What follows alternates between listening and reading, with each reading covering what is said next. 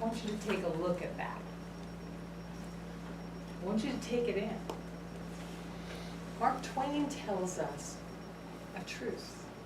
The kindness is a language which the deaf and the blind can see and hear. Think about that. We're looking at our friends here, having a chit chat. Somebody's listening and somebody else is thinking blah, blah, blah. Well, a Toastmaster friend and I had lunch the other day. We were discussing that we were keenly aware that evaluation is our Achilles heel. Evaluation is one of the trickiest things to do and still keep that promise that we make to this club and to our organization of keeping it fun, keeping it positive, being a good leader, not hurting or harming anybody with our words. Because I've been concerned that I have done that on a time or two, and that's something that's not acceptable. So how do we fix that? How do we fix that? Today is a perfect example of what we saw today.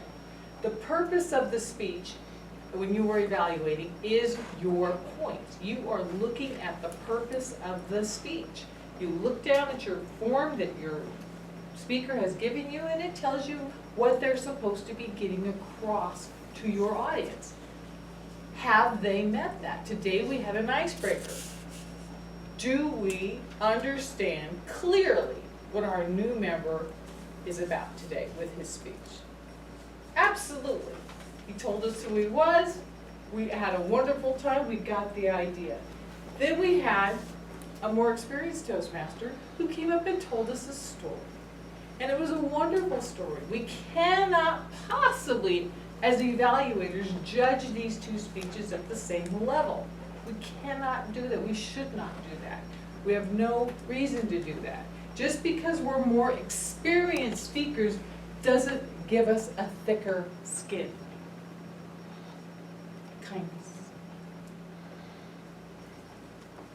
You should have, as the evaluator, asked, this is your job, the speaker, what to focus on. If you look at the new forms and pathway, there's a whole lot of an enormous cornucopia, a plethora of information to ask for, if you will. Now, I looked at that and thought to myself, well, I'm going to do a little circle here.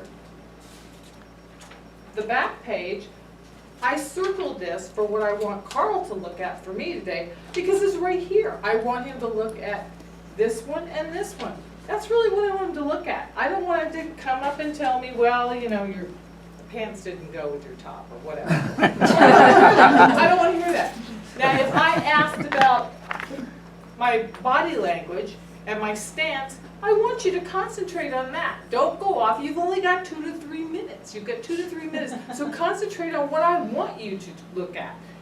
Eye contact. If I'm busy doing, I'm mumbling with my eyes, you know, I want you to concentrate as an evaluator on my eye contact. And everything else, if there's something egregious, we'll go ahead for that. But do it with kindness. Do it with kindness. Did you listen fully as you're evaluating to your speaker? Did you get distracted because somebody's wearing a funny hat or somebody's got an idea or the cell phone rang, whatever it was? You need to be paying attention to that speaker with active listening, really listening to that speaker. Because you are receiving, you're understanding, then you remember, then you evaluate and you give feedback, and you're doing it with kindness. You're doing it kindly. You're doing it kindly. Now, we promise as Toastmasters that this is about encouraging one another, encouraging our speakers. If they're a brand new person, if they're a guest, we want them to know that they're going to get a mentor, they're going to have a stable environment before they even begin as to how to have that first speech. This is a safe, secure, fun experience. It really should be, and for the new people, it's really terrifying. Doesn't matter how tall you are. But I have done speeches where My high heels do make me feel more confident. The taller I am, the more powerful I feel. But that's me. That's me. So this is a very personal experience. Now, this is not a critical roasting critique, and I am guilty of that as an evaluator. And I apologize for those members who did not continue with the club. I was harsh on one particular lady. I still feel guilty about it. I feel terrible. You should be saying, who's awesome? Did they meet the requirement? Keep in mind, when you're a new beginning Toastmaster, we give them heck about using those. Is that right? I think it's about speech 3 or 4 when we should nail it for notes. Don't even mention it unless you feel compelled because you're going into Don Rickles. You're going to be, you're going to do that. You don't need to do that. They don't need to at that point in time. Don't be a bully. Stop it. What did your speaker take away from your evaluation? Did you heal them with your words? Did you hurt them with your words? Think about that.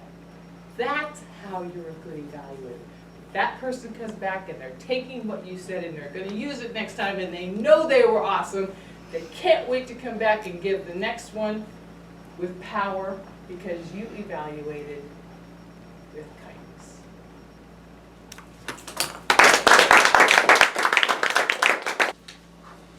Thank you, Madam Toastmaster, and Kyle.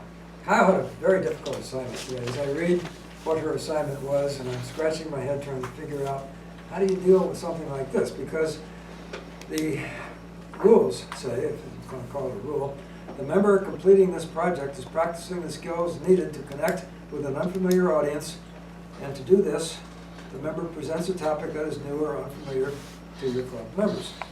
And as I read further in some of the other things that were in Easy Speak, it said something to the effect that the speaker is supposed to adapt as she senses the reaction of the audience. So how do you evaluate something like that? This is a very difficult thing to do.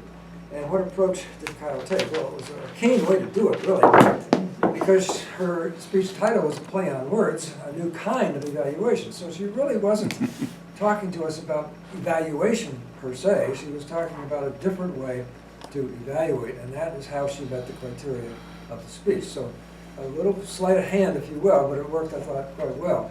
And I commend Kyle for taking this on. It's a tough project. I liked initially when you got up here, you paused, you brought up the first graphic, and you paused long enough for us all to absorb what was on the screen before you started talking about it. So we were already there with you because you gave us time to do that. That wouldn't work in every situation, but I think it did today in this situation. And Kyle specifically asked me to look at the interest criteria in the evaluation and the topic criteria. And that's the third page of all the evaluations look pretty much like this. And, first of all, I'll simply say very quickly that as far as all the interactions, clarity, vocal variety, eye contact, gestures, audience awareness, those are all 5s. They're always all 5s with Kyle. She's like that every speech, and it's good. But the criteria on this, if you read them, a 3 is a good number, and a 5 is just beyond, just out of the ordinary. So in interest it says for a 5, fully engages audience with exemplary, well-constructed content. No question in my mind that was the case. When it comes to the topic, again, it was a very difficult topic to work with since we all deal with evaluation. She taught us, however, to evaluate based on what the speaker wanted you to look for. That was the focus of what she was saying. So from that standpoint, I circled makes excellent use of topic to practice delivering a challenging speech that requires regular adaptations to accommodate the audience. And her adaptations and accommodations were really to make us understand that what we really needed to evaluate is what the speaker was looking for. So at the end, excellent conclusion. You had a conclusion, it was wrapped up nicely, and you sat down and you were done. So overall, an excellent speech. It was a difficult topic to work with, given the nature of the project. Maybe tap dancing would have worked better, because none of us know much about tap dancing. But given what you were working with, I thought you did a great job, and I look forward to your next one. Madam Clerk.